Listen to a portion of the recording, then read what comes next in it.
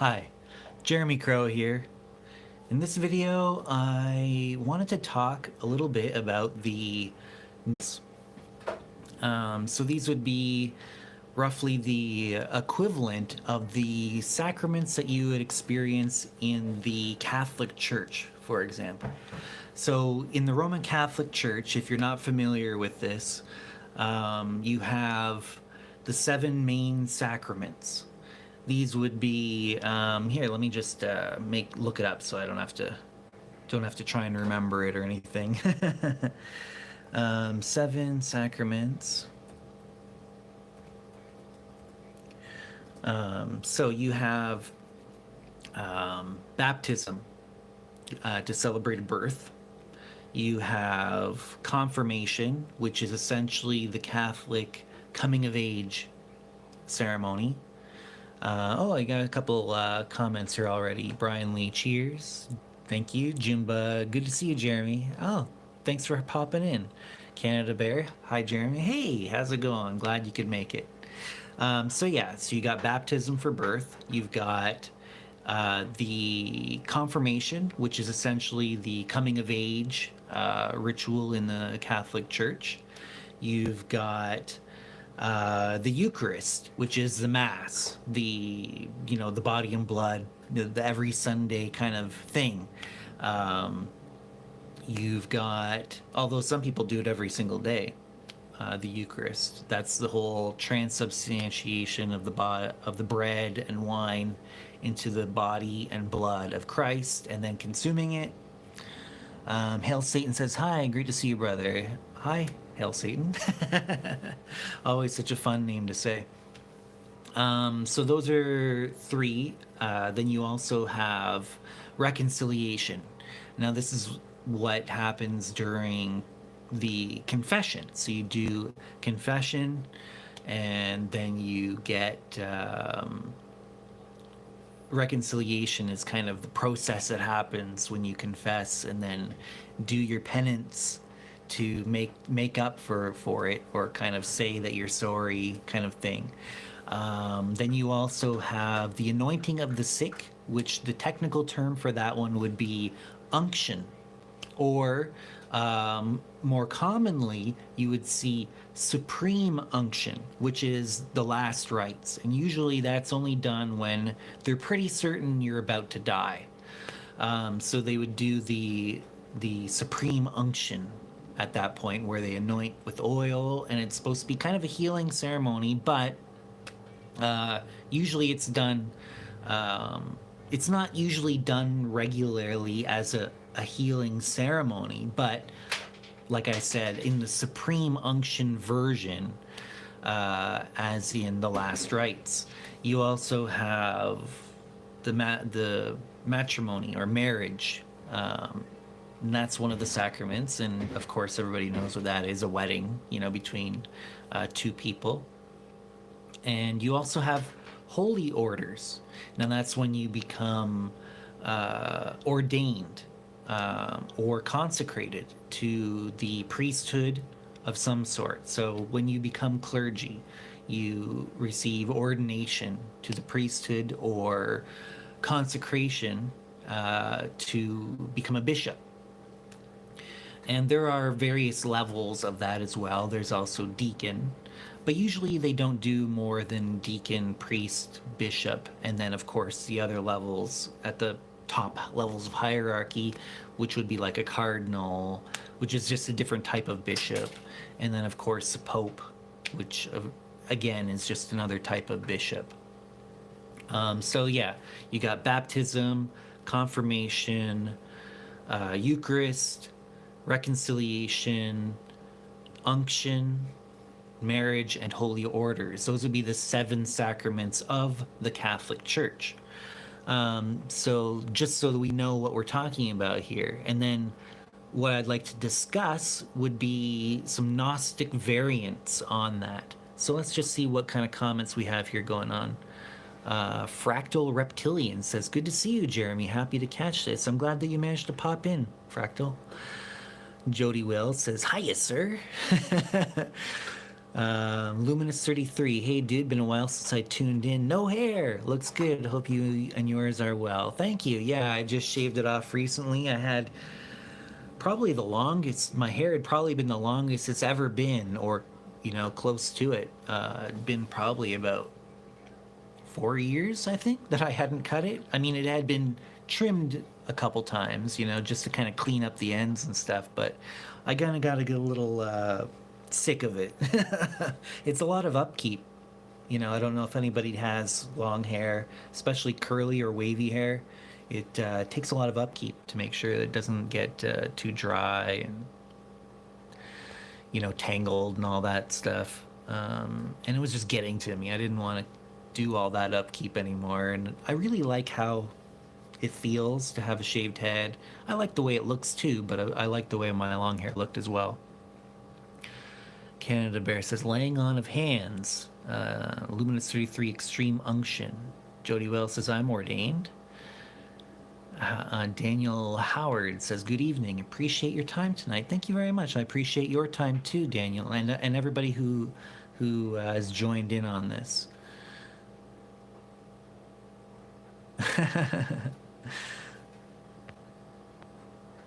Ken J says, what is that? Konnichiwa, right? In Japanese letters, that's konnichiwa. I'm pretty sure. Yeah. I think. Canada Bear says conditioner. Yeah, exactly. I used a lot of conditioner. Now I don't use any.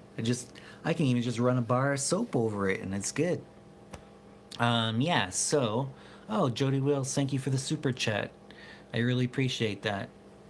And that'll go to support everything I'm doing here, and it'll keep me doing these things. So I really do appreciate that support. Yeah, so I've personally experienced several of the Catholic sacraments because I did grow up Catholic. Actually, I was raised. I didn't start being exposed to that until I was around 5 years old or so. I've talked about this in another video, or probably more than one video actually, but my parents wanted me to go to Catholic school, and because here in Canada, it's usually has a higher level of education than the public schools do, and I hadn't been baptized or anything, so I had to get baptized for them to accept me at the time. And I don't know if they still have that restriction or not, but at the time, you had to be baptized. And so we went to Mass, and I got to experience that with my mom. And I was kept asking her questions. And so I went to Catholic school, and I was raised Catholic, and I went to Catholic high school. There was only a couple times that I went to a public school, and that was basically for a year when I was living in an area where some of my cousins were going to public school, and I wanted to be in school with them.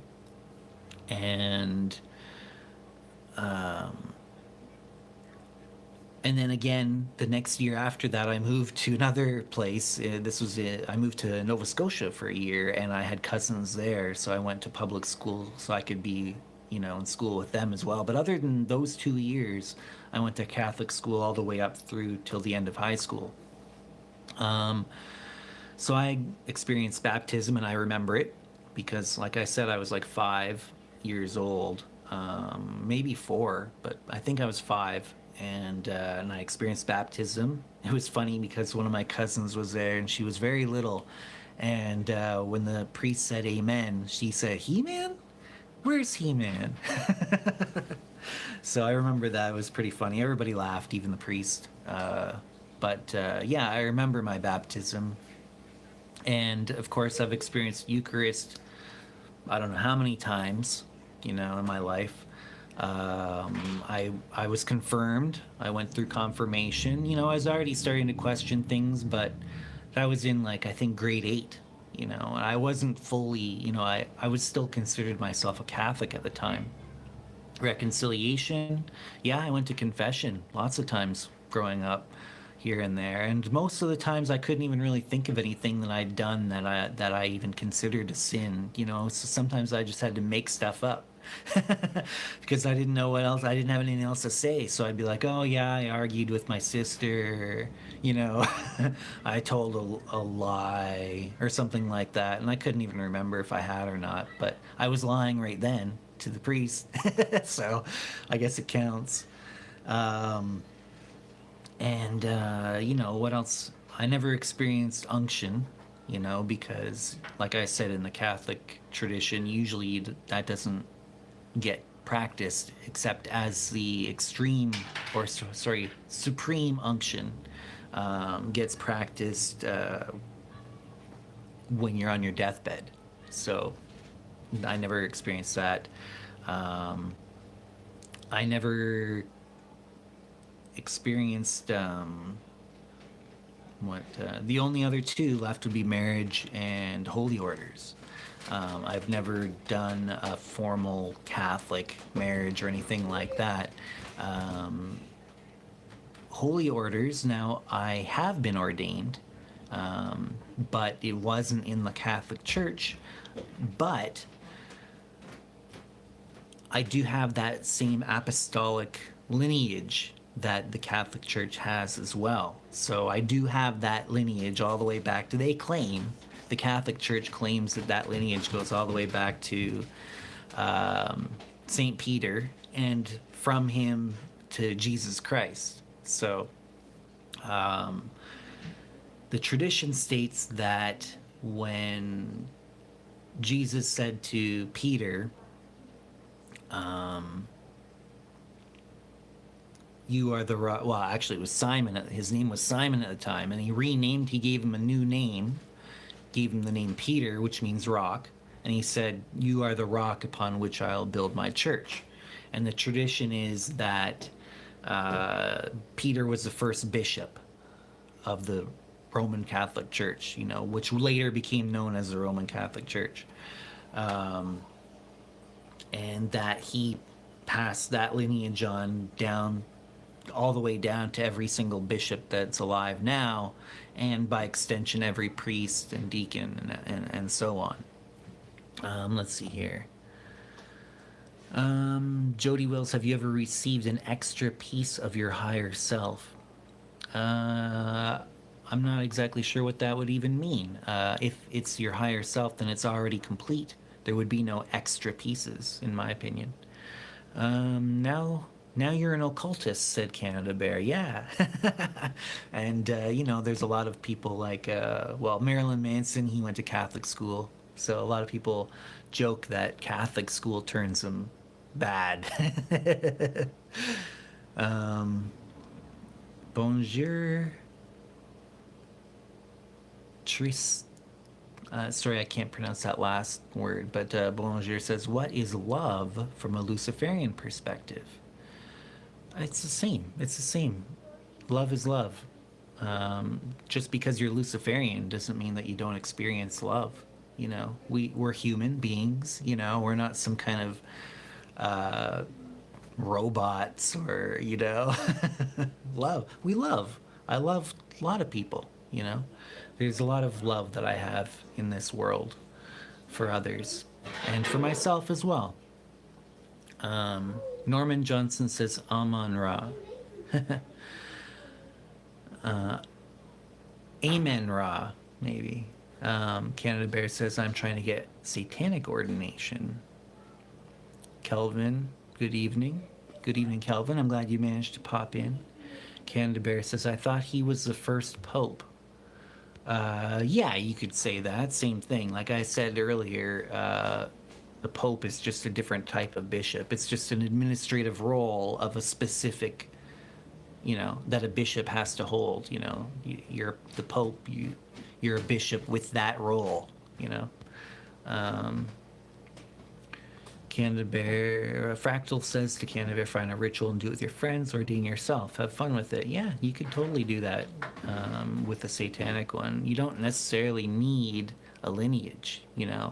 Some people find that lineage to be very they really they're really into that, you know, and I can understand, you know, there's a type of magic to having a lineage and to being the inheritor of a lineage, but I also think that there's a power in the taboo of kind of just doing it without any permission from anybody else, you know. Getting ordained in a specific tradition is almost like getting permission from somebody or from a tradition. You know what I mean? And I think that there's a lot of power in just doing it without permission. So there's that as well. So both I think are valid.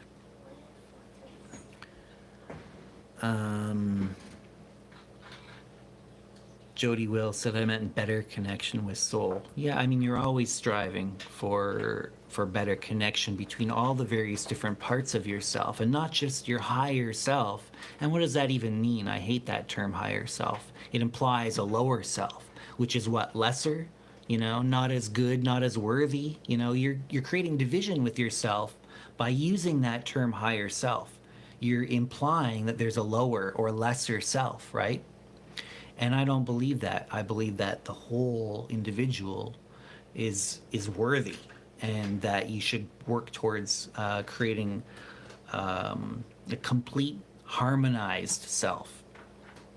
So Astral Dragon says, hi Jeremy, happy you're back making videos. Yeah, thanks for participating in the live stream, Astral Dragon. Luminous 33 says, kids are always making up sins to tell in confession. I did that too, lol. Canada Bear, well, ordaining myself doesn't give me hospital and prison privileges. Well, that's true. That's true. There's a legal aspect to it. Although you could start your own religion in the United States, from what I understand, it's very easy to do. You just need like 3 people or something like that. I mean, yeah, because you hear about people doing weddings for other people all the time.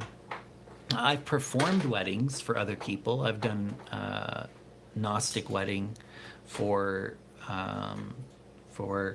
people before. So that's something that I've done. Like I said, I've been ordained, but in the Gnostic tradition. Now we're starting to get into the Gnostic version of these. We've spent a lot of time kind of establishing that whole thing, but let's see here. Are Luciferians non-monogamous, i.e. relationship, anarchist, polyamorous, etc.? Is there a common political makeup of the diverse group? That's just up to individual preference. You know, there are plenty of individuals that are Luciferians that are monogamous and that are polyamorous. It's up to the individual. There's no kind of religious inclination towards either. It's the individual, right? That's kind of the whole point of Luciferianism, is that you do what you want to do, you know. So there's no taboo against it, but you only do it if you want to do it. There's no encouraging people to be polyamorous or anything like that. You know, you do what you do for you, not because you're being pressured into it or anything like that. And same thing with political makeup. I find that there's people who are on all points of the spectrum, of political spectrum, and even completely off the spectrum, you know, where they don't even, you wouldn't even, the collection of beliefs of that individual are so, you know, unique for each individual aspect of life that you wouldn't be able to call them a conservative or a liberal or a libertarian or any of those things, you know. It's across the whole spectrum.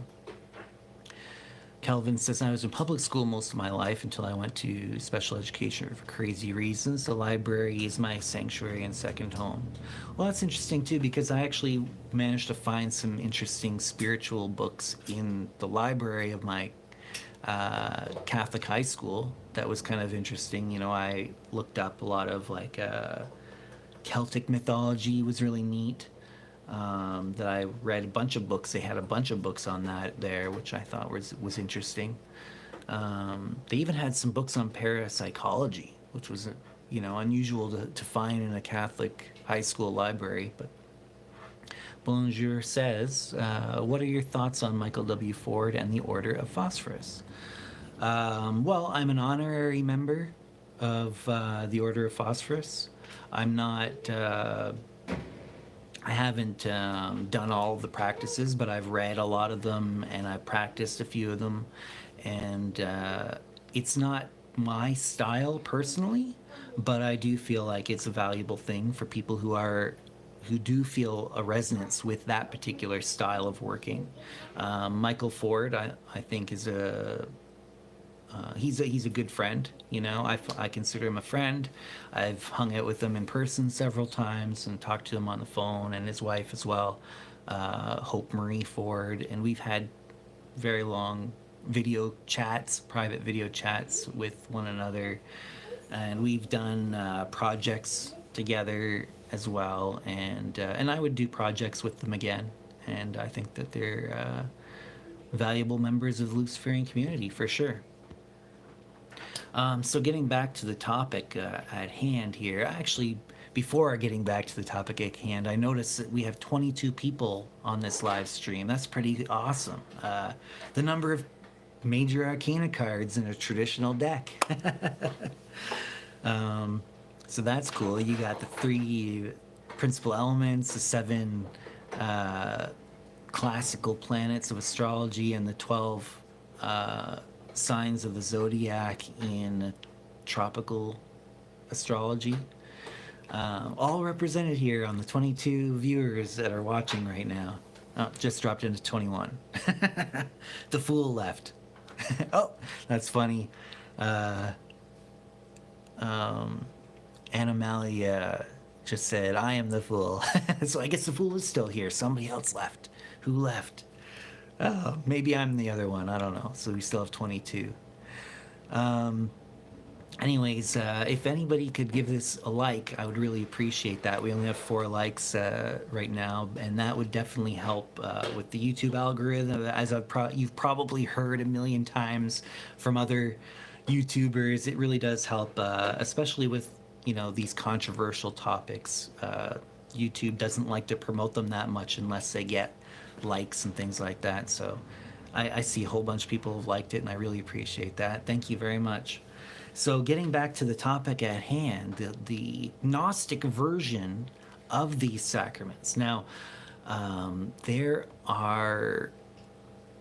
a book called the Gospel of Philip, and there are 5 Gnostic sacraments, you could say, that are described in that text, and those would be baptism, chrism or confirmation, so far the same, Eucharist, so again the same. Now you also have redemption. That one would be like a Gnostic version of reconciliation.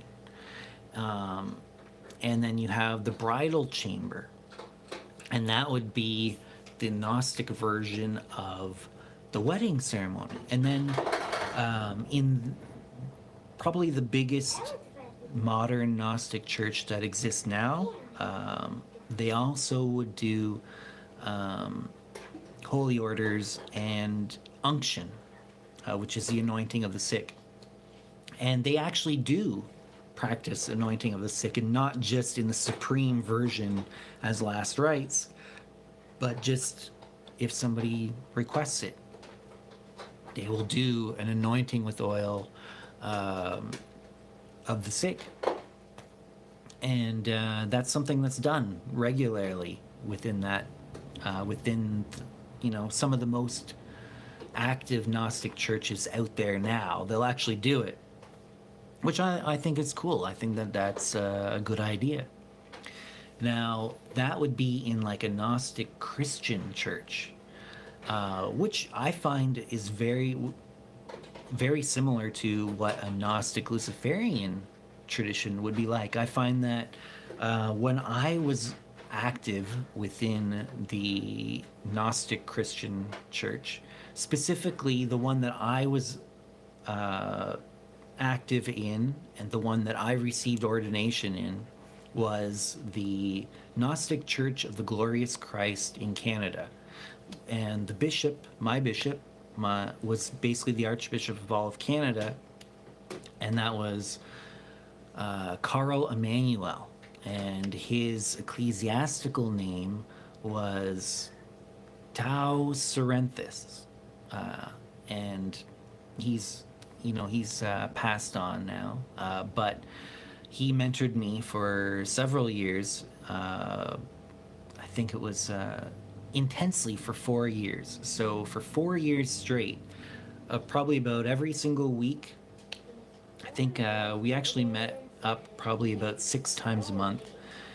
So more than every week. And we would do ritual together, and we would study Gnostic texts, and we would have discussions, and we would talk on the phone about things as well. And I went through all the minor holy orders and major holy orders, up to and including priest. But I never actually was consecrated as a bishop in that particular tradition, because in that tradition you wouldn't be consecrated a bishop until you were at least 40 years old. That was kind of part of that tradition, that you would be 40 years old before you would take that bishop step. And that's the highest level in the church. An archbishop is just an administrative function of a bishop who has a very wide territory that they're kind of overseeing, and they have other bishops that they're kind of managing. So it's just a bishop. Like I said, there's no and there was no pope of Gnosticism, because it's so individualistic and such. But he ordained me through the various different levels, and we use the sequence of holy orders that were used in the liberal Catholic Church. Now, if you want to know a little bit of history about that, the liberal Catholic Church got their lineage from the old Catholic Church, and the old Catholic Church was a splinter off of the Roman Catholic Church. So the Roman Catholic Church exists really, really far back.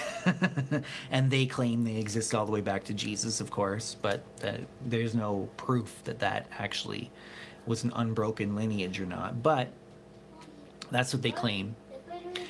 And at one point, when they decided, there was a reformation of the church, and they weren't doing Latin Mass as a strict every single time it's going to be the Latin Mass. They decided, we're going to do Mass in the language of the people sometimes. They were going to allow that as part of one of the reformations that they made.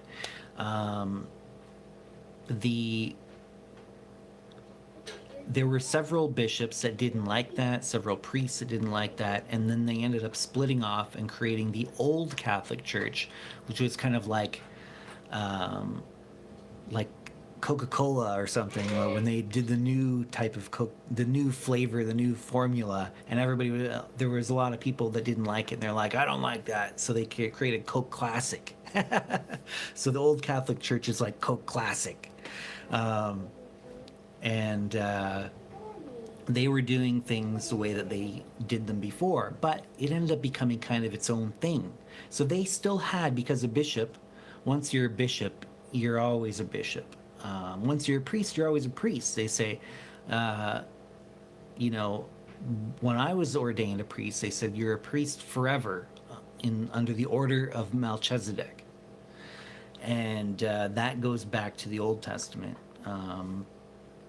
That Melchizedek came and kind of came out of nowhere and ordained Abraham as one of the first major matriarchs of that kind of tradition, that ended up, he was kind of like one of the founding fathers of that Abrahamic tradition, of course, as they call it, Abrahamic, right? But he was initiated, you could say, by this mysterious figure called Melchizedek. Um, so when I was ordained a priest, they said, "You are a priest forever under the order of Melchizedek." And the thing is, if you are a bishop, then you have the ability to create new priests and bishops. You basically, what getting to the level of bishop means is that you gain the ability to perform the holy orders, the sacrament of holy orders. And that's how new priests and new bishops are made. As a priest, you don't have the ability to perform the sacrament of holy orders. That's something reserved to bishop. And so I never did that in the Gnostic Church, but I did get roughly the equivalent within the Knights Templar. So in the year 2000, Common Era, of course, I participated in some ceremonies in New York State. I went with my bishop to New York State for basically a long weekend worth of ceremonies and rituals that were Masonic, the Egyptian Rite of Masonry. The full title would be the Ancient and Primitive Rite of Memphis Mizraim. So I participated in some of those rituals. I participated in some rituals of the Martinist order, of which I was also a member, and some Gnostic rituals. But then there was also a certain select number of people, there were actually 13 of us, that participated in a private ceremony at the home of the bishop of the Templar Gnostic Church. And he knighted all of us into the Knights Templar. And a knight in the Knights Templar order can create another knight. So it's roughly the equivalent of bishop in that sense, because a knight can create another knight.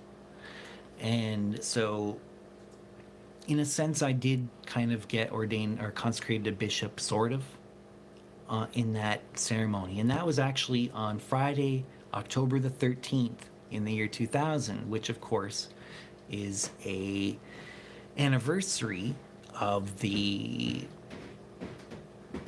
ending of the original Knights Templar by the Catholic Church. So it all kind of ties in a really weird way. But with my priest ordination, I did get the apostolic succession that went back through the several lines, actually, not just through the liberal Catholic and old Catholic lines, but several lineages back to the Roman Catholic Church, and then through there, as far back as that goes.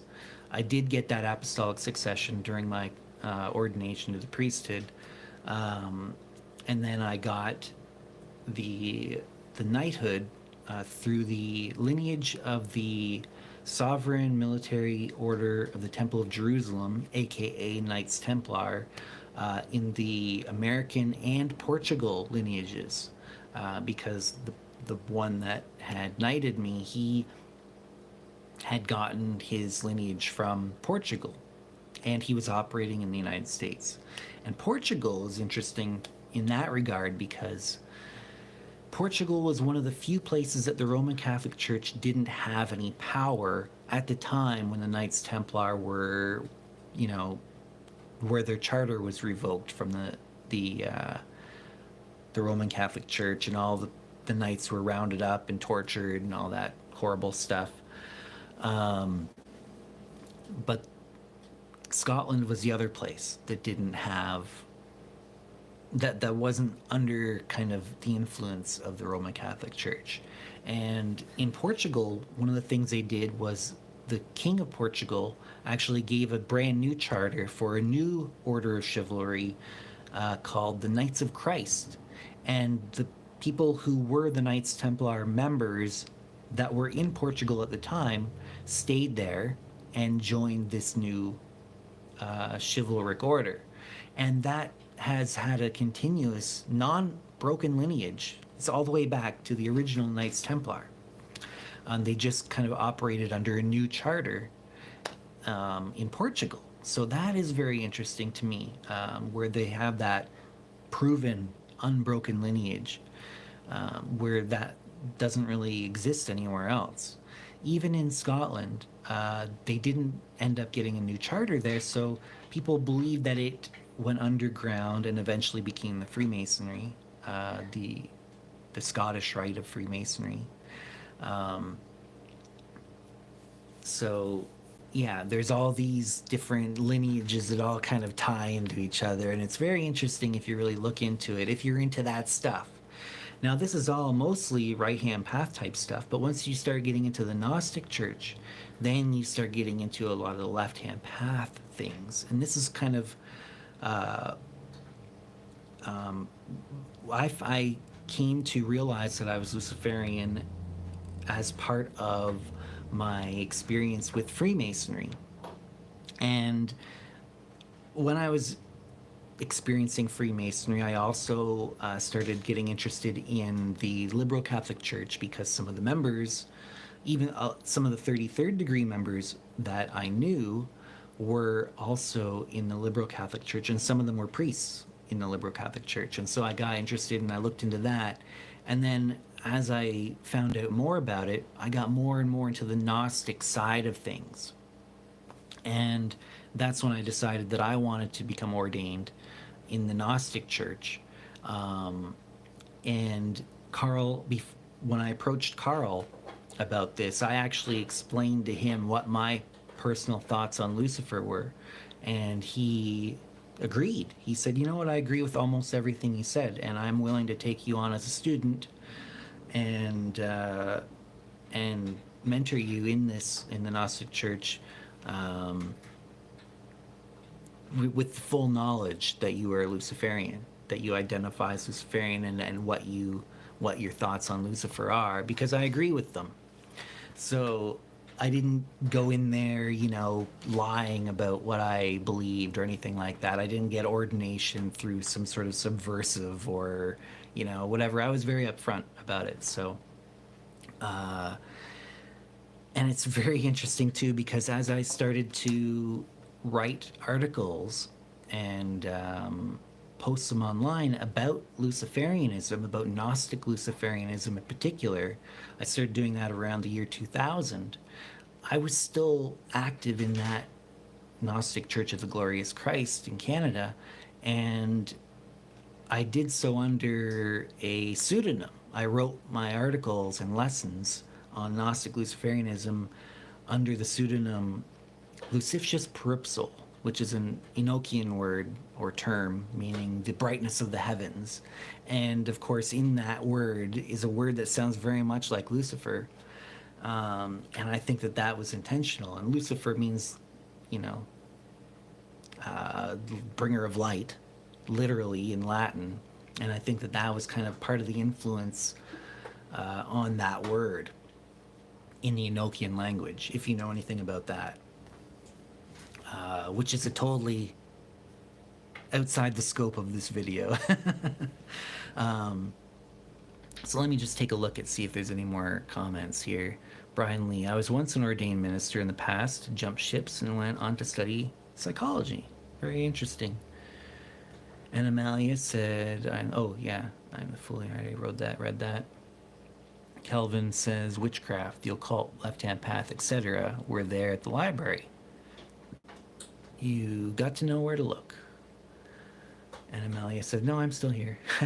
Fractal says, you are number 22. Right. Oliver, can I be the hermit? Sure, if you want, but wait until after we're done this live stream before going off and isolating yourself.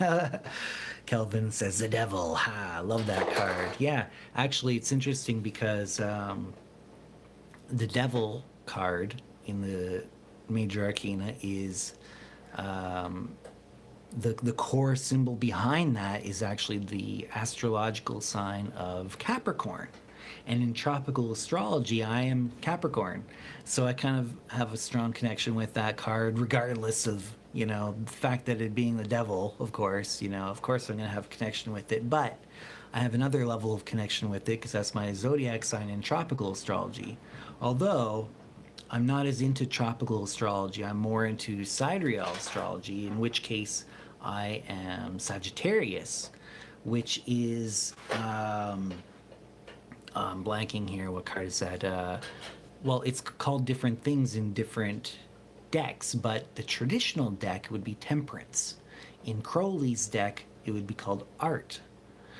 And I kind of think of it as the Alchemist. In my own personal deck, I would be calling that the Alchemist. And so, yeah, that's kind of funny. Behemoth X is in here. Hello, Jeremy. Hello, Behemoth X. Thanks for stopping in, my fellow Ontarian. Derek McKenzie. Hey, bro. I'm coming in late, but better late than never. Glad you managed to pop in, bro. Lux Dynamis says Roman king ordered Jesus' death. Catholics killed Jesus and used his image of death. Yeah, it's kind of interesting how in the Roman Catholic Church it's like this death. It's essentially a death cult, right? And the whole image of it is the death, and rather than the resurrection, which is kind of funny when you really think about it. It's not too surprising, It is kind of a death cult, the Roman Catholic Church. Lux Dynamics says, I like the art and science of tarot cards. Yeah, me too. It's one of the things that I'm really into. And I picked up my first deck at 17, but I had been exposed to some of the images before. And the first image that really kind of burned itself into my brain was the tower in one of the books on my dad's bookshelf. I'm not sure if I have it, but I did take some of the occult books off my dad's shelf and add them to my own collection at one point. But I was going through as a kid some of my dad's books, and I saw an image of the tower, and it really just burned into my brain. And even now, that is ultimately my favorite card in the whole deck. And I even have a version of it tattooed on my back. That the only tattoo I have is basically full back piece of one version of the tower card. I don't know how to pronounce your name. AZSX299 says wandering bishops are very interesting. Yeah, that is a thing that's very common in the Gnostic tradition, is a wandering bishop, a bishop who doesn't have a territory that they kind of govern. And that is something very common in the Gnostic tradition. There's actually some interesting stories about wandering bishops in some of the books by Peter Levenda, especially in his, what is it called? Sinister Forces. In his Sinister Forces series, he talks about some wandering bishops that he knew that sound like very interesting individuals. I won't spoil it for you if you haven't read the book, or the series of books, but I would recommend anything by Peter Levenda. He's very a good writer and an entertaining writer, and definitely don't just take everything he says as gospel, but I do find it very entertaining and interesting and thought-provoking for sure. Lux Dynamis says, Aleister Crowley said religion is the aim, science is the method. Yeah, scientific illuminism would be the term that he used for that, right? Sir Dabs-a-lot says, do you believe that Lucifer is the true logos of God and Jesus was not Gnostic? Or is Lucifer just another name for Sabaoth or Abraxas? Well, I mean, there's a lot of room for interpretation there, but I'd feel like Lucifer is more of a title than anything else. And Jesus has certainly been referred to by the title of Lucifer, even in the Bible. You have not, and I'm not just talking about Revelations where he refers to himself, the risen Christ refers to himself as the bright morning star. I'm not just talking about that, but in the second book of Peter, you have, I can't remember the exact wording of it, but it's something along the lines of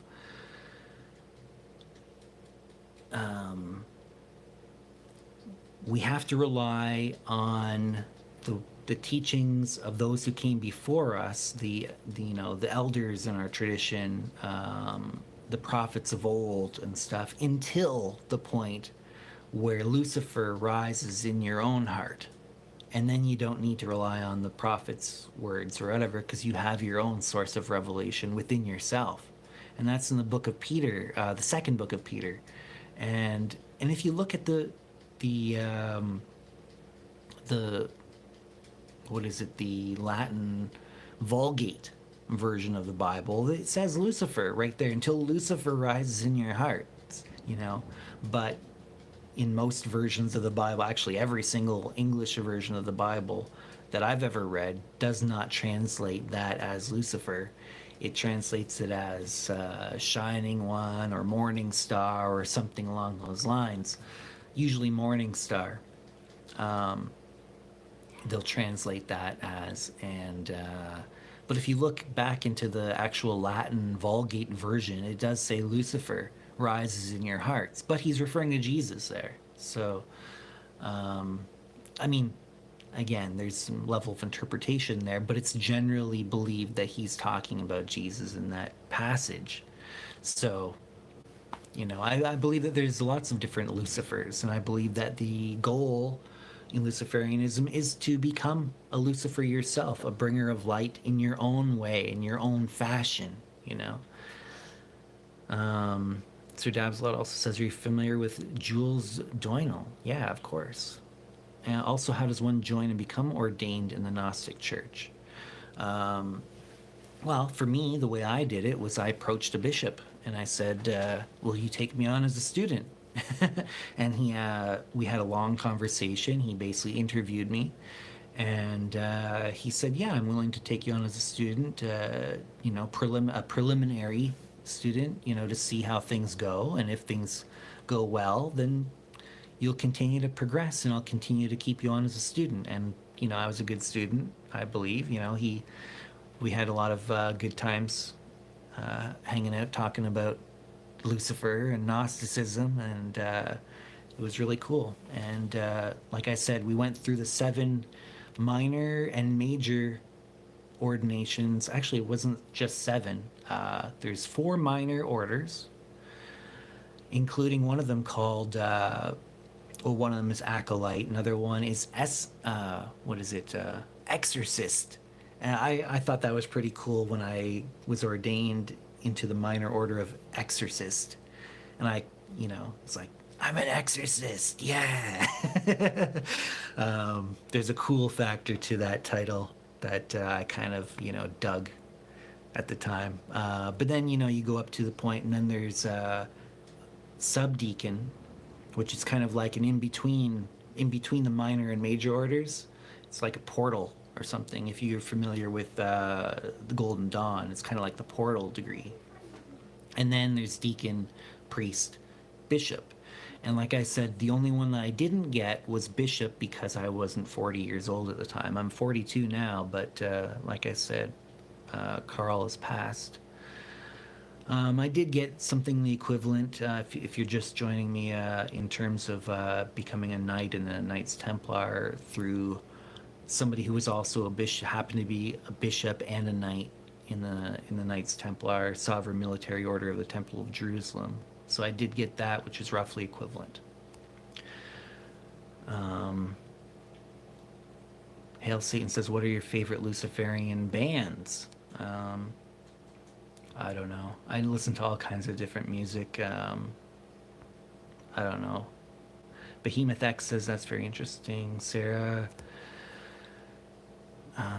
Wilson says redacted earlier comment due to misspelling. I'm actually in upstate New York right now by Lake Ontario. Keeps cutting it since our service is spotty. Will this be accessible later? Yes, I'm not going to delete this video later, so you can watch it in the archive form. If you came in later, you can go back and watch this later if you want. This will be on my channel. Kelvin says in the year 2000, Conan O'Brien. I was in college. I don't know what the Conan O'Brien part of that means, but sure. Yeah, so I was in New York on that weekend, Friday, the 13th of October. And that's when I got that Knight Templar knighting with 12 others. So there was 13 of us. Oliver says, I mean, one of the major concepts in Catholicism is memento mori. So yeah, they're pretty much into death. Yeah, well, that's something that I like too, the memento mori. I think, I contemplate death all the time. I even have a memento mori right here.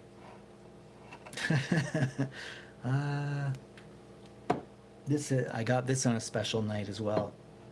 The night that I met my wife. I won that at the event that we were at. Lux Dynamic says, I have my father's occult books as well. Yeah, it's pretty neat to get that. Sarah Wilson, Death and Goddess Worship with Mother Mary. Daniel Howard says, you have a favorite deck? Tarot deck. Yeah, the one that I use the most is the Hermetic Tarot. It's a black and white deck by Jeffrey Dowson.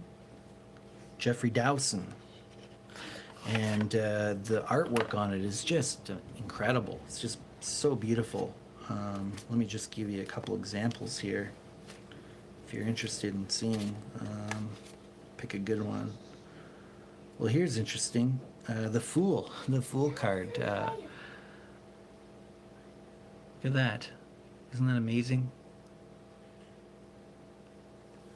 But yeah, the artwork and this one's a strength card. In his deck, he decided to call it Fortitude, one of the 4 virtues.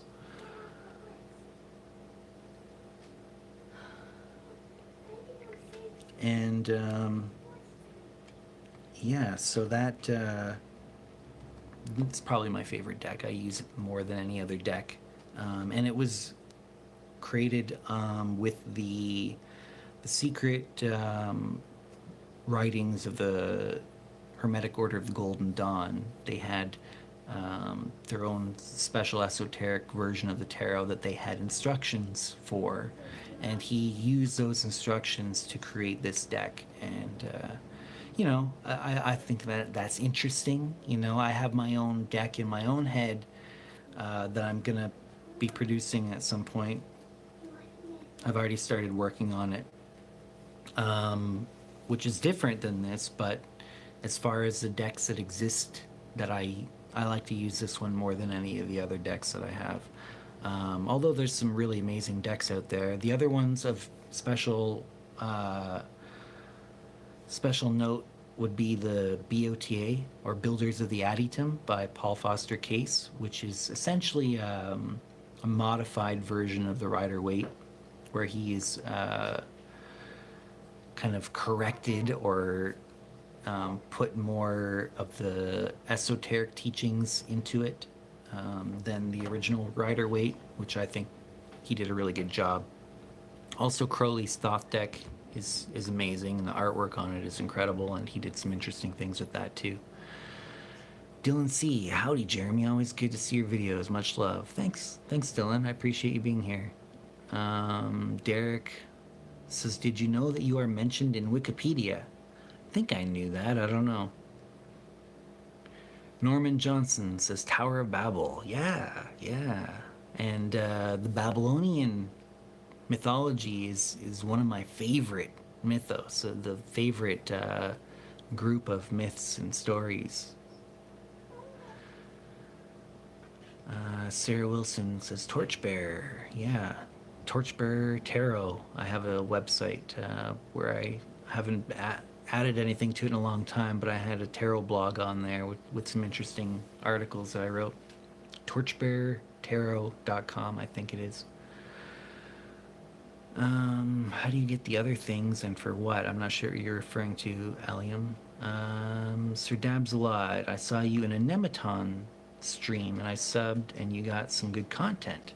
Much better left-hand path speaker than a lot of the other left-hand path YouTubers. Well, thanks very much, Sir Dabsalot. Yeah, I sometimes pop in and I participate in the live chat on Nematon's live stream sometimes. Kelvin says Satanism, Anton Sandor LaVey, Luciferianism, Michael W. Ford, and Sinisterism, Thomas Leroy, are my paths. Yeah, well, I've met two of those people. Yeah, Thomas Leroy is a really cool guy, too. One of the co-founders of the Sect of the Horned God. Yeah, I got to meet him in person at an event that I produced in Portland, Oregon, a couple of years back. I think that was 2018, Flambeau Noir, the International Left Hand Path Conference, Flambeau Noir, that I produced in Portland that year, and Thomas Leroy was there. It was pretty cool meeting him and his wife.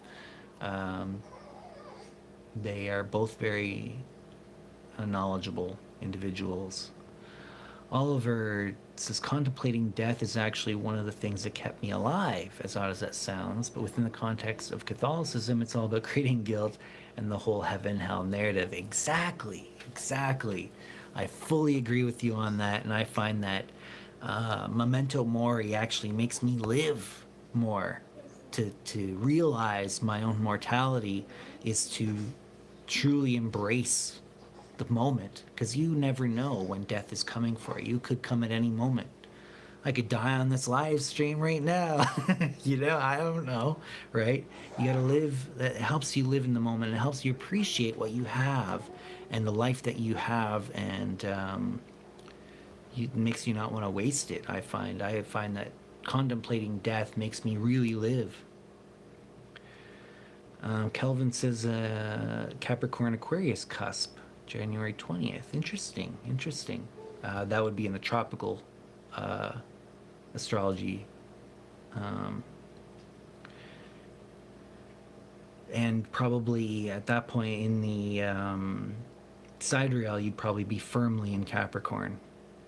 Sarah Wilson, I like color though. I like that one, but may go blind at some point and love colorful decks. Yeah. Well, that's one of the interesting things about the BOTA deck, the Builders of the Adytum deck by Paul Foster Case, is that it comes black and white and you color it in yourself. It's a very powerful procedure to do that, and you take your time with it. You actually take one color and just do that entire color one day, and then you meditate on it. You contemplate that card with just that one color added. Then the next day you add another color, and then you contemplate the card again for that day. And then the next day you add the next color, and so on until it's complete. And you take like a full week for each card to color each card. It takes you a full week to color each one, because you do one color at a time, one color a day, and it's very powerful to go through that whole process. Oliver says, I think I've said this again on a live chat, and sorry for the shameless self-promo. If you ever need an artist for your tarot, I volunteer. Oh, interesting. Thanks, Oliver. Sir Dabsalot, you mentioned Sect of the Horned God, and that reminds me of a great horror novel, The Great God Pan. That's by Violet Firth, right? Under her pen name or her magical gnomon, Dion Fortune, right? If I'm not mistaken, that's a book by her, isn't it? Sarah Wilson says, please don't. I'm not sure what you were referring to there. Garcia Dante, hey there. Hey, Garcia. Sir Damselot Brotherhood of Light Egyptian deck is my favorite. Yeah, that one's a pretty cool one. I know a lot of people that really like that one. Actually, I wanted to show you guys something. It's just a piece of priestly vestments that I would sometimes wear when performing the Mass. Sir Damselot, no, Arthur Machen. Arthur Machen, that's right. The Great God Pan by Arthur Machen, yes. That I love Arthur Machen. He has a really interesting way of writing horror that please don't die on us right now. Okay, that's what you meant, Sarah. I'll try not to, but you never know. Yeah, Arthur Machen, one of my favorite horror authors of all time, and he wrote some really interesting stuff about I guess you could say like gnomes or something,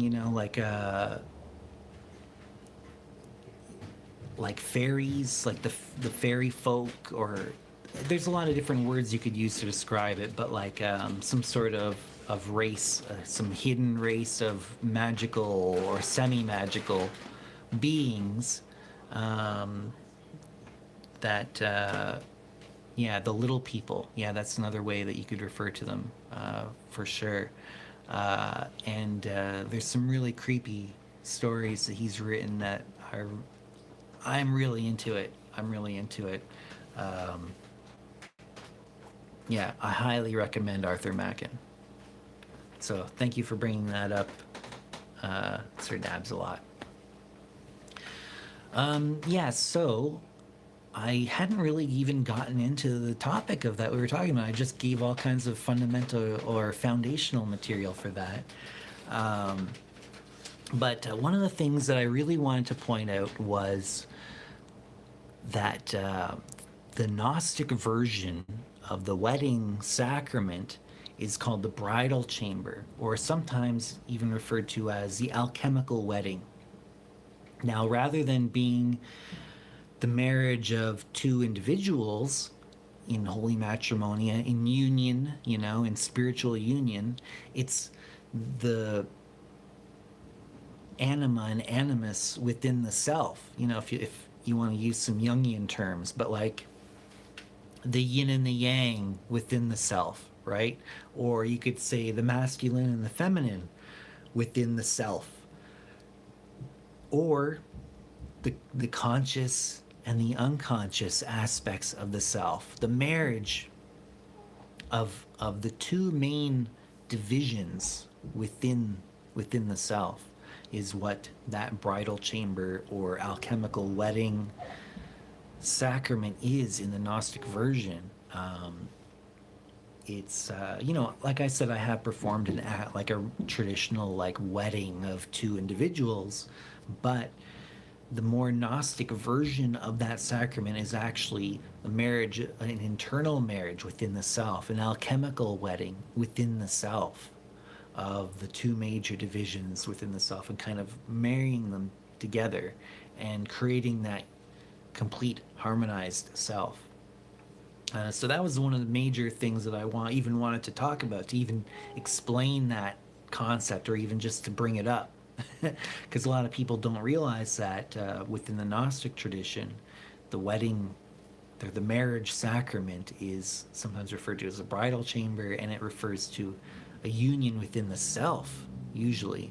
And in a lot of traditions of Gnosticism, you actually wouldn't do that until you were like close to death or something. Sometimes that would be the last thing you do, rather than supreme unction being performed on you, by somebody else as your last rites.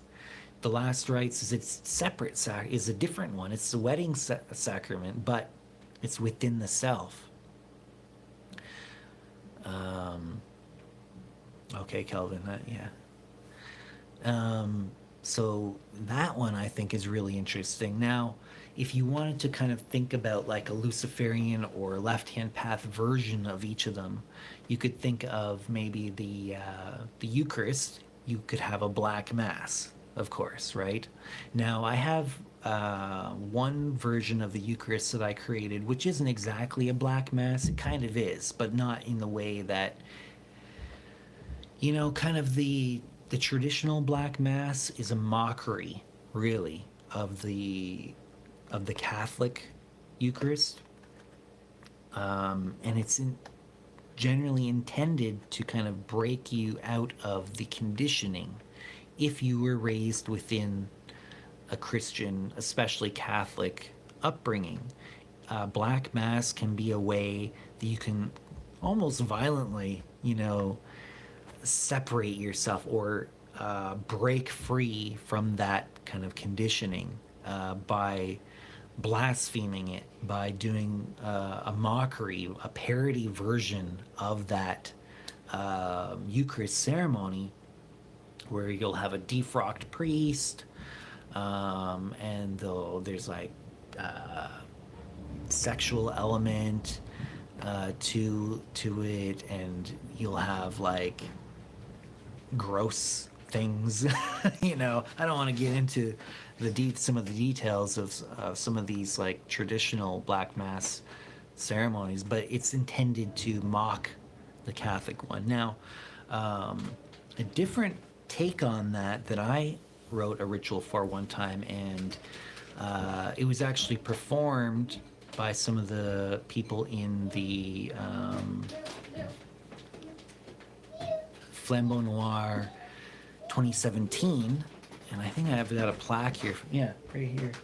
A stone carving from that Flambeau Noir 2017 event, the Left Hand Path Conference.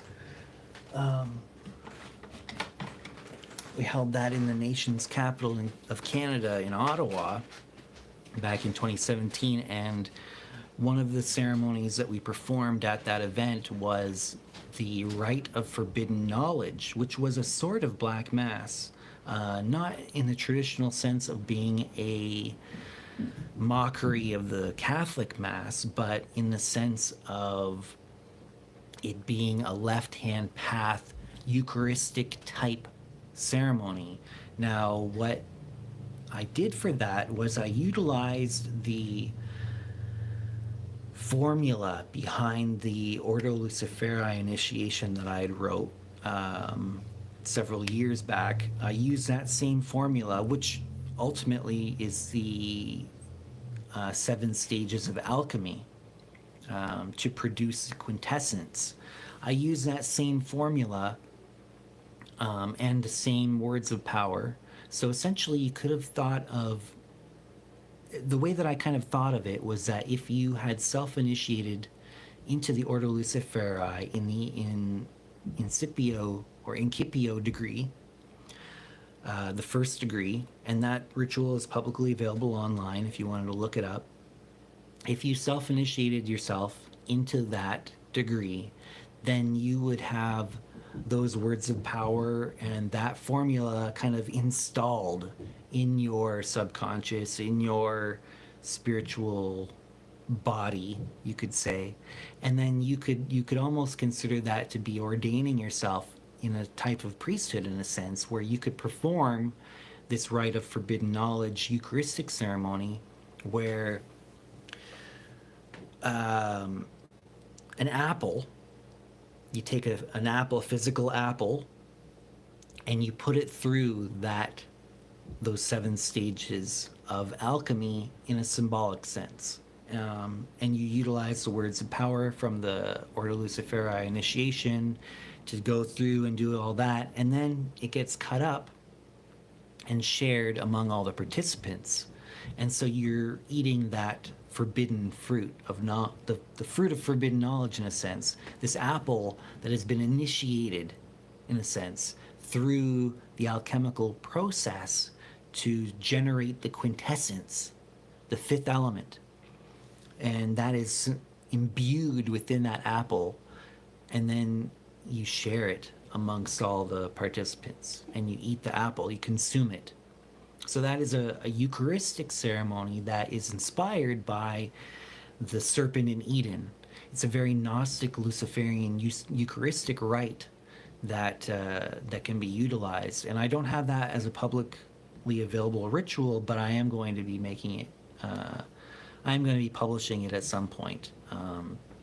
But that was very cool to watch other people perform that ritual that I had written, and to see how they interpreted certain aspects of it and perform that. And I got to participate and eat a piece of the consecrated apple. So that was really quite something. Hail Satan says, I am waiting for your book, brother. It must be interesting. Thank you. Yeah. Sarah Wilson says, I don't know much, or you don't know how much life your library is giving me. I'm a bibliophile hoarder in a rent house. We are moving into our house in 2 weeks. Books everywhere. Yeah. Oh man, I've had stacks of books just piled up everywhere. Even now, I don't even have all of my books in shelves because I don't have enough shelves for them all. But most of them have a place in the bookshelf right now.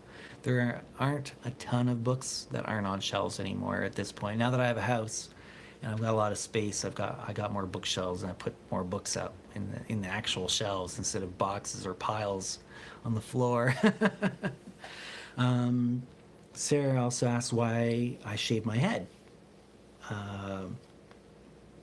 Just I wanted to. I got sick of the upkeep of having long hair. You know, I'd grown it out over the course of like 4 years or so, and I was just kind of getting annoyed with it. And so I just decided one day, you know what? I'm going to shave her off. I like having a shaved head. I really actually prefer having a shaved head, but my hair is really nice, so it's kind of a shame to not grow it out sometimes. But yeah, I actually kind of prefer having a shaved head. I like the feel of it. I like the ease of maintaining it, and yeah, I like the way it looks too. So that's really why. Nothing special, nothing symbolic. Although one time I did shave my head on while Purges night, kind of like how Anton LaVey did when he founded the Church of Satan. I did it on the same night, you know, kind of as a celebration of that one time. But Sarah Wilson says, hell yeah, I'm a native indigenous person. So yeah, cool. Yeah, me too. I'm a full status native member of Ojibwe tribe. We say First Nations here in Canada. Usually, a lot of Native people in Canada use the term First Nations. Not all. Some of them have slightly different terms, but yeah, my background is Ojibwe. And on my mom's side, I actually have Mi'kmaq as well. So, which people used to call that Micmac, but yeah, more accurate pronunciation is used now.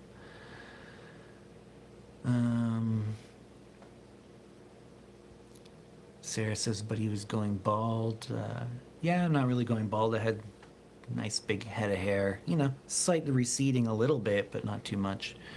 I'm lucky. I'm 42 and my hairline hasn't receded all that much. You know, I've always had a widow's peak ever since, you know, even when I was a kid. But yeah, it has receded a bit, but not a lot. You know, not enough where it didn't look weird when I had long hair. It didn't look like sometimes you see people and it's like way back, you know, and they still have long hair, and sometimes it looks weird, sometimes it looks fine, but yeah. Anyways, enough about my hair. Garcia Dante says, what's the best book for those who want Gnostic info from Lucifer for a beginner? I would say probably a book called the The Pillars of Tubal Cain would be my recommendation for an intro to Gnostic Luciferianism, and I think it's an excellent book. There are a lot of errors, especially like typographical errors, and it's kind of a little bit, sometimes it's a little bit annoying to read, but if you can slog through some of that, the content is excellent. And that's by Michael Howard. And who's the other guy? And there's a funny story too, because one of the two authors, I don't think it was Michael Howard. The other guy, Nigel Jackson. No, maybe it was Michael. I can't remember. Maybe I might have it here somewhere. But anyways, yeah, if you look on the Amazon for the UK, United Kingdom, for that book, you'll see in the review section, you'll see that one of the authors has actually converted to Christianity since writing that book, and he denounced the book and everything like that. And there was just kind of this big controversy about how all that went down. It's really kind of a funny story.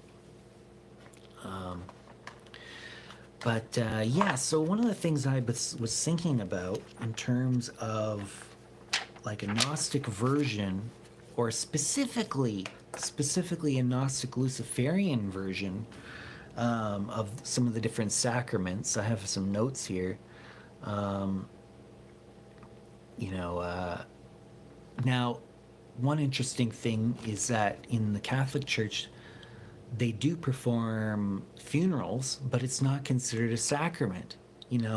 I guess because it's more for the survivors than it is for the dead, although they'll do like a mass for the dead and things like that. Really, that's what it is. It's a mass for the dead, which is the Eucharist. It's part of the Eucharist sacrament, but they're doing it in honor of the dead.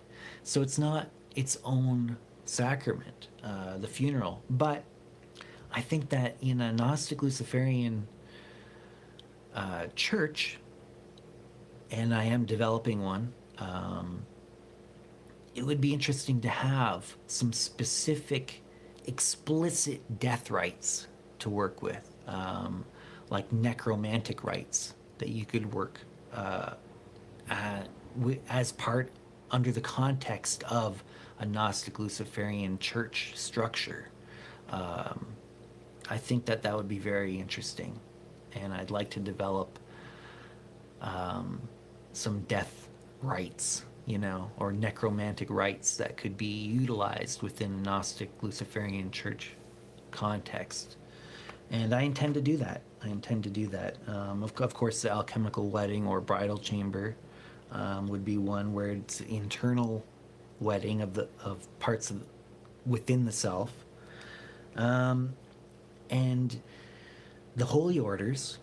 You could do something silly and say unholy orders, right? But that's kind of like reverse Christianity, and that's kind of, to me, it's a little immature.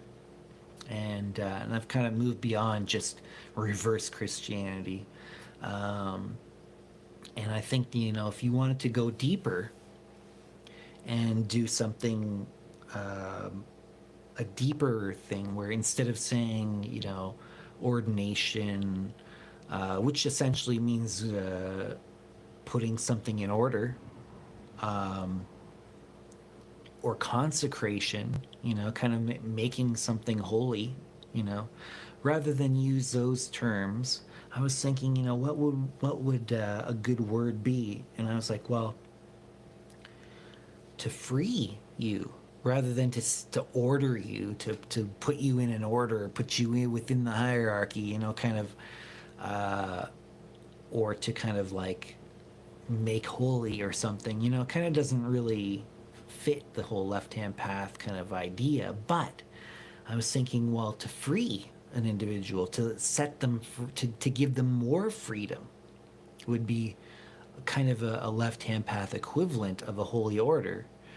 And to become like ordained, within a left-hand path context, it would be more like freeing them rather than ordering them or making them holier in some way. So I started looking into the language, and I looked into some of the words like in Latin and such, and liberation. There, I could, to become clergy within a Gnostic Luciferian setting, you could experience a liberation ritual, and maybe you perform it yourself, you know, a self-liberation ritual, you know, and I think that that'd be very interesting. Um, the unction is interesting because it's some kind of a healing ritual, but it's also really unction essentially means to anoint with oil. And I kind of got thinking, well, you could do kind of like enchantment ritual, right? Where you enchant something, you add a layer of meaning onto something that didn't have that layer of meaning onto it before. Like you enchant a ritual item, by, doing certain symbolic and spiritual gestures to elevate it beyond just an ordinary mundane object. Now it's been enchanted. It has that extra layer of meaning added to that object. You know what I mean? And I thought that would be a very interesting way of kind of going about that from a left-hand path perspective. So these are some of the ideas that I've had with regards to like a left-hand path Luciferian Gnostic church, and how sacraments could be operated within that context. So those are the ideas that I kind of wanted to get across in this live stream, and also just to kind of to let everybody know that I'm actually in development of a Gnostic Luciferian church. And not that I would need it, but I do have those lineages already that up to equivalent to bishop through the Knights Templar consecration that I received, the knighting, and also the priestly ordination that I received in the Gnostic Church as well. But I don't feel like that's necessary. A lot of Gnostic churches and such were formed from a vision, just through inspiration, or through contact with an ascended master, could be Jesus, in some of the cases, in like historically, some of the Gnostic churches that have formed, they got their what's the word, divine mandate, their divine mandate through a vision that they received of the cosmic Christ, for example, like one of the ascended masters of the seven rays or something along those lines, right? And like I said earlier, if you're just joining me, you might not have heard that part, but I also feel like there's a power in just doing something without getting permission, and getting getting a lineage is kind of like getting permission from a tradition to perform their rites. And I feel like there is a power in just doing it and not asking for permission, just kind of being like, you know what, I'm going to do that. And just doing it. I almost swore there, but I was like, you know what, I don't want to lose my monetization on this video. The chilling effect of YouTube's policies on freedom of expression. Anyways, those are some of the ideas that I really wanted to kind of express through this, and also to let you guys know that I am in development of a Gnostic Luciferian church type structure that I have been developing, and along with two branches of an esoteric order. One branch would be worked as a self-initiatory path, and another as a lodge group working path. So you could work both of them in parallel, along with, in addition, the third branch would be the Gnostic Luciferian Church. All three could be worked together. And then to support those three branches, I also would be developing an academy, which would be courses that an individual could take. Some of the courses would be required to advance in the various different branches. Or you could just take courses out of interest without being involved in any of the three branches of I'm calling it the Flambeau Noir. I'm using the same name as I used for the International Left Hand Path Conference.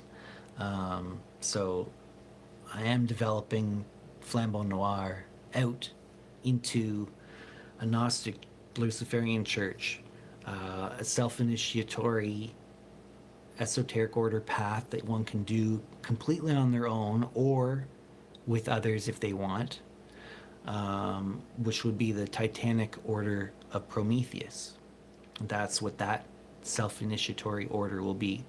And then the other branch, third main branch, would be the lodge type esoteric order, which would be the Ziggurat of Enki, which is kind of would be like a left-hand path Masonic order in a sense.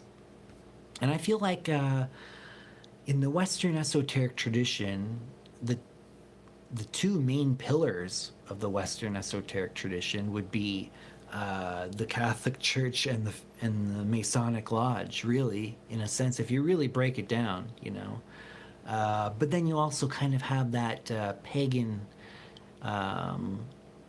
folk magic tradition as well. So, which I feel like would kind of be the Prometheus thing. So those would be my three main branches within the Flambeau Noir, and all three of those would be supported by the Academy. And I like to call the Academy because that's kind of the Plato's Academy, goes all the way back to Plato, and he, really liked or was it Plato, or was it, I'll look this up, the Academy.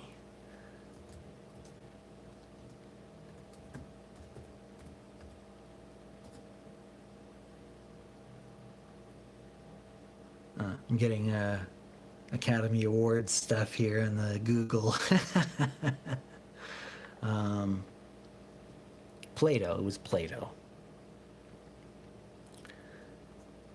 So yeah, Plato's Academy, and I believe, if I'm not mistaken, the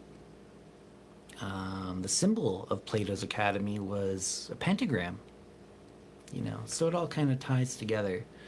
So yeah, that's what I'm developing right now. That's what I've been working on for the past year or so. And some of that material is out there. If you want to join my email list, which I haven't been putting out any newsletters lately, but or in quite a while, but occasionally you might get an email from me through that email list as a newsletter. If you go to jeremycrow.com, you can sign up to my newsletter, and once you've validated your email address, so you'll put in your valid email address, and then you'll click on a link to verify that you actually signed up, that you intended to sign. Somebody didn't just sign you up or whatever, put your email in there, that you were the one that did that, and you say, yes, I did sign up.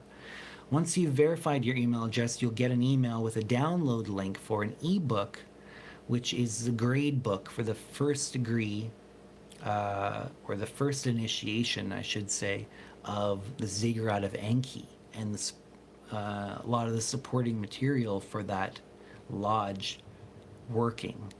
So you can start looking at that already. You can even put together a group and utilize it. Don't ask me for permission. Just do it. Just take the material, sign up to the email list. Doesn't cost anything. You don't have to pay fees or dues or anything. I mean, the only cost really is to give me your email address, which I suppose is a a cost in a sense. So you give me your email address and give me permission to send you email newsletters once in a blue moon, and and then you get my ebook, Ziggurat of Enki, The Descent of Ishtar, right? And so you can actually, if you can get 5 people together, including yourself, so there'll be you plus 4 other people, you can actually perform that ceremony. And what I would recommend is you perform it 5 times and you shuffle the roles each time so everybody gets a chance to play each of the 5 roles.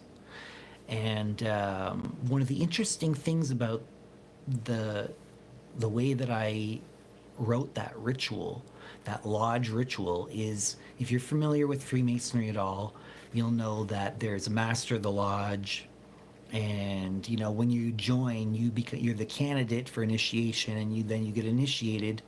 You know, when you're initiated into Freemasonry, well, in Ziggurat of Enki, there's somebody that starts off as the master of the lodge, but and then so at the beginning there's somebody who's the master of the lodge who opens the lodge, and the candidate for initiation comes in and gets initiated, but by the end of it they've coronated themselves and they're sitting in that throne. They've become the master of the lodge and they close out the ceremony. No, I don't think anybody's ever done that before in a ritual. But you know, when I was thinking about it from a left-hand path perspective, so if that's intriguing to you, then I highly recommend you go to jeremycrow.com, give me your email address, and get that ebook and read it over, and even just go through the ritual in your own astral temple, even if you can't find other people to do it with physically, you know. At least kind of meditate on it and contemplate it and do that ritual in your own astral temple at least, and go through it. And it's a very powerful ceremony that is based off of the descent of Ishtar myth from the Babylonian Sumerian mythology. And it's actually kind of similar in some ways to to one of the rituals that's in the Simon Necronomicon, and which I highly recommend.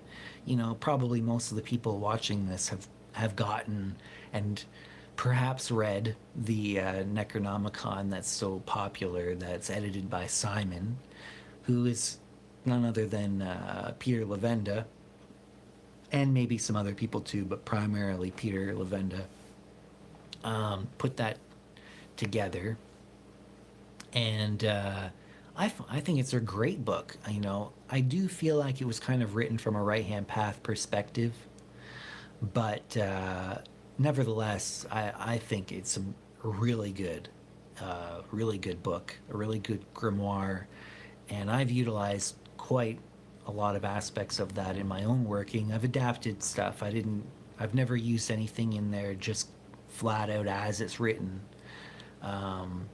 But I have taken a lot of inspiration from some of those materials in some of my own workings, and highly recommend that book. And a lot of the material that I'm writing for the Ziggurat of Enki, I'm writing it in such a way that if you wanted to work the Necronomicon material, the Simon Necronomicon material, that it wouldn't clash with the Ziggurat of Enki work, that you could do both, and then they would actually support each other, that would be a book that you could utilize if you were a member of the Ziggurat of Enki. So the association of the various different planets with the Babylonian deities are pretty much, I've taken that those same correspondences, so that you could work those two in concert. So I'm still wearing this thing.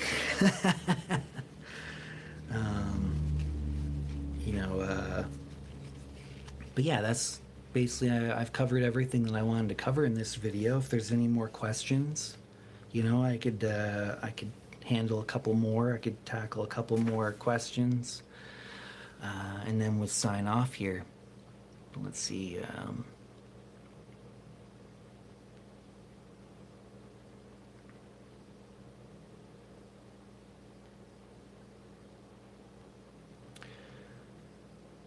Okay. So some people, okay. I'm going back pretty far, actually.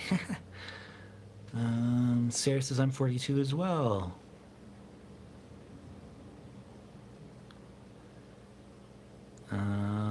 ATX V126. Thanks for joining. I've seen you on here before, I believe. Kind of look like Edward Norton in American History X, LOL. Yeah, I've heard that quite a bit. Actually, anytime I've shaved my head and I've gone into work, a lot of times people will be like, American History X, or something like that. I've heard that a lot.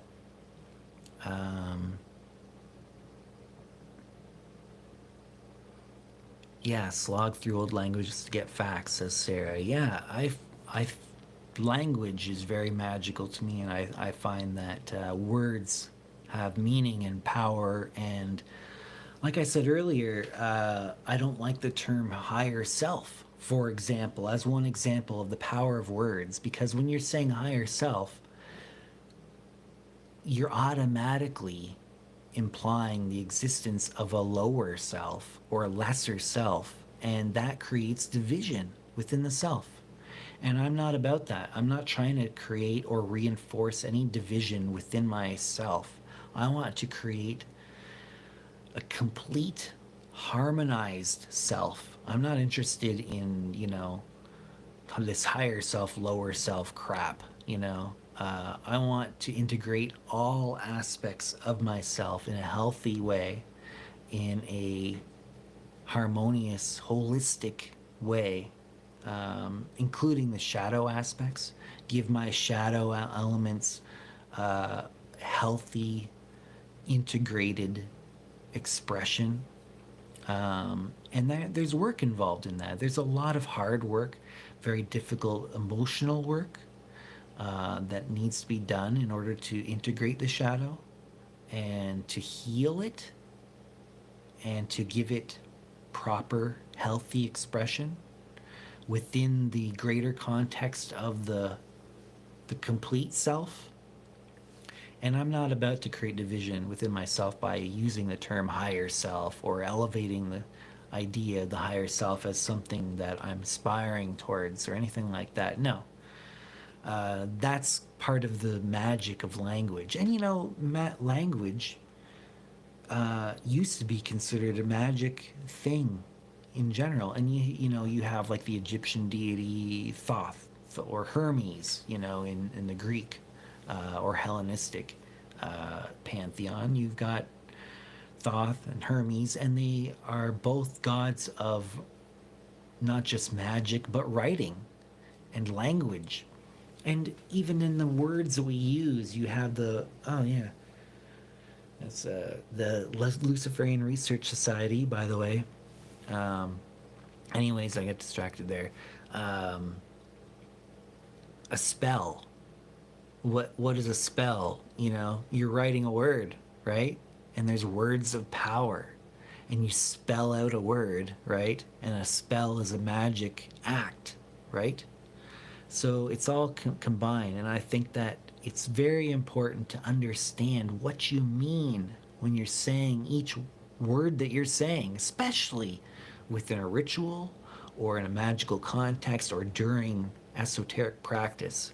You really have to be careful of the way that you word things and understand the meaning of the words you're using. And you hear cautionary tales about this in a lot of folklore and mythology where people will make a wish, right? They'll make a wish to a genie or some other magical being, and they'll make a request, or they'll summon a demon, and they'll tell the demon what they want the demon to accomplish for them.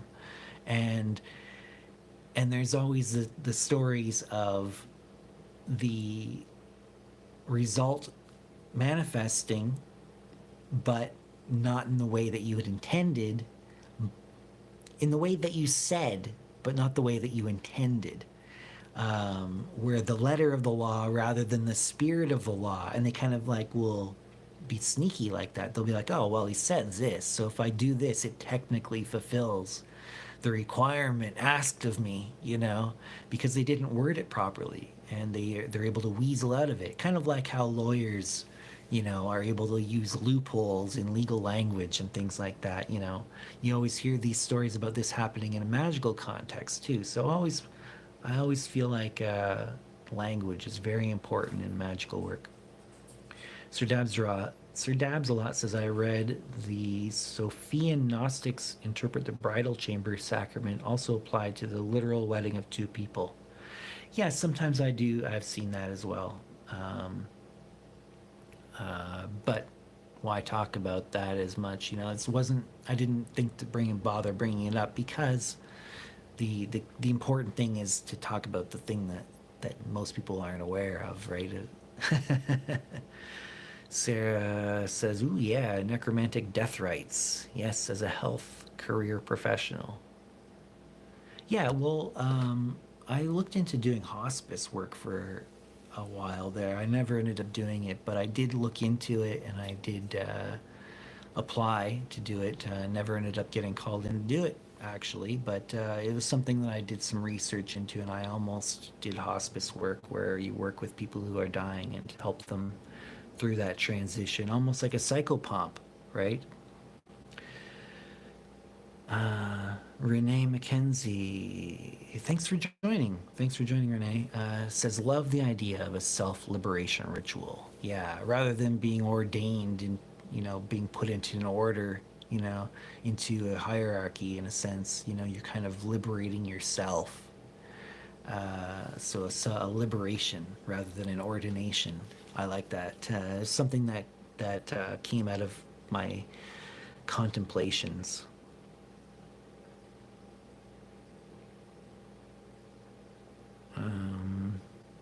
Junebug says, gasp, I would love to study through your academy. Glad to hear that there's interest.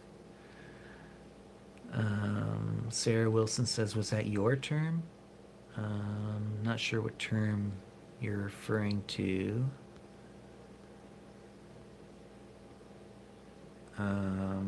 Oliver says the whole Luciferian church idea sounds so very interesting, especially the academy part. Cool.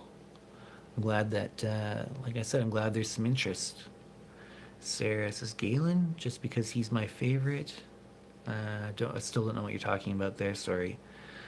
Oliver, yes, Ziggurat of Enki, still sitting on my list of unread PDFs. There's so many occult PDFs out there. Yeah, I think everybody has about 100 unread PDFs on their hard drive, probably. Most occultists.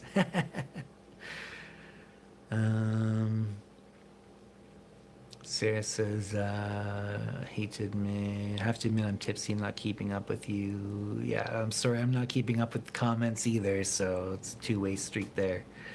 Garcia says, okay, the site. Sarah, yes, my grandfather was 32nd, and uncles, uncles, I think you're trying to say, 32 before death. Yeah, I met some 33rd degree Masons, and some of them knew about the cool Luciferian connection, and some of them didn't. It was kind of interesting. I don't think that you always hear about that Luciferianism as a secret religion of the 33rd degree Masons, but I don't believe that that's actually the case. That's what the conspiracy theorists get wrong. I think it's you can get up to the 33rd degree and not have any idea about any of that. You can go all the way through. Or you can be an entered apprentice, first degree Freemason, and clue into the whole thing. I kind of clued into it at the 3rd degree, and I spoke with several 33rd degree Masons and talked to them in person directly, like face to face with nobody else listening, and most of them knew the whole Luciferian light bringer element that can be found within Masonic rituals, but some of them didn't seem to understand at all. And I don't think that they were just playing dumb. I think that they genuinely, some of them didn't see that connection or hadn't realized that connection before. And maybe some of them were like, oh, yeah. When I kind of started explaining a little bit of it, some of them were kind of like, oh. It's kind of funny. But I think that, yeah, the whole Luciferian side of things, I think, is something you can tune into at any degree. And it's not, you can go the whole way and not have anything to do with Luciferianism. Garcia, the demiurge subject is so curious. Yeah, well, if you want to know more about that, look up some of my videos where I talk about Escape the Cube is one of my videos that I have. It's called Escaping the Cube, I think is the title of one of my videos where I get into the demiurge and some of those things. I did actually a few videos in a row, or about maybe 4 videos around that, where I talk a lot about the demiurge and the cube of space, the cube of Saturn. Shadow work is imperative, says Sarah. Yes. Garcia, when you say anima, animus, shadow, are those terms related to Carl Gustav Jung? Maybe? Yes. Have you read it before? Yes, absolutely. The animus, anima, shadow, those are all terms that come from Jungian psychology, and I find them very convenient terms to describe some of the things. And he was very Gnostic, and in part of my seminary, or private seminary with Bishop Emmanuel, we studied some Jungian texts. In particular, there's one piece of writing that Jung wrote called the Seven Sermons of the Dead, and it's a very Gnostic text, and that was very interesting as well. Seven Sermons of the Dead. Check that out. Sarah Wilson, thank you for being here for me tonight when I needed this. The path is lit, and I hear what is pertinent. Oh, you're very welcome. I'm glad that people are getting some value out of this. And, maybe a bit of social interaction too, with all this isolation everybody's had to endure with the lockdowns, with the virus stuff. Oliver, so here in Greece, it's literally 6:30 a.m., so I think I need to get some sleep. Thanks for the live stream, Jeremy, and best regards. Looking forward to seeing you again. Thank you very much, Oliver, for giving me some of your sleep time and being part of this live stream. I really appreciate you being here, Oliver. And Sarah, okay, thank you, cool. Thank you, Sarah, for being here and participating. Everybody who's participated in this live stream, I really appreciate you being here. Garcia says thanks. Thank you, Garcia, for being part of this live stream. I think I'm going to wrap this up. I appreciate the super chat. I appreciate all the thumbs up on this video. If you know anybody that you think would find this video interesting, I encourage you to share the link with them, or even just in general on your social media sites like Facebook and Twitter, etc. If you could share this video with people that you think would like it, I would really appreciate that. And they could hopefully maybe benefit from some of the material that we covered in this video as well, even if they didn't happen to be on the live stream itself.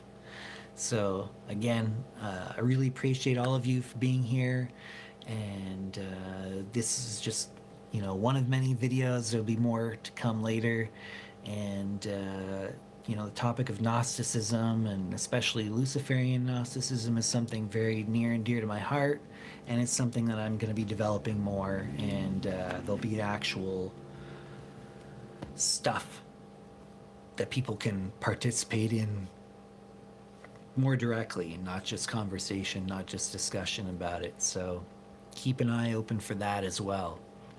Junebug says, thanks for all your insight, Jeremy. Have a great night. Thanks, you too, Junebug. And I'll see you on Instagram and other social media sites as well. So everybody, let me know. Leave a comment here if you have any questions that you didn't think of during the live stream, or if you happen to be watching this as an archive. Leave some comments with questions or comments that are related to this that maybe you didn't think of during the live stream, or like I said, if you're watching this as an archive, and I'll try and get to them. I am quite busy, and I managed to find a couple hours tonight to do this live stream. But I am a very busy person in my personal life, as well as in all this stuff I'm trying to develop with Flambeau Noir, with the Esoteric orders and the Gnostic Church that I'm trying to develop under that banner, the Flambeau Noir banner, which means, if you're not aware, it means black torch, which I feel is a vessel for passing on the black flame.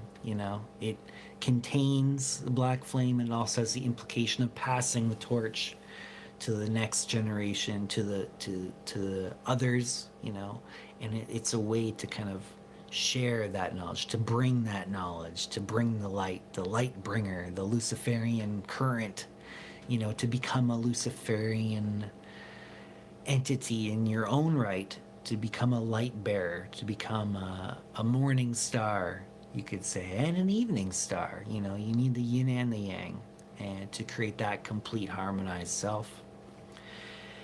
And everybody, thank you again for being on here and participating. And until next time, everybody, stay lucid.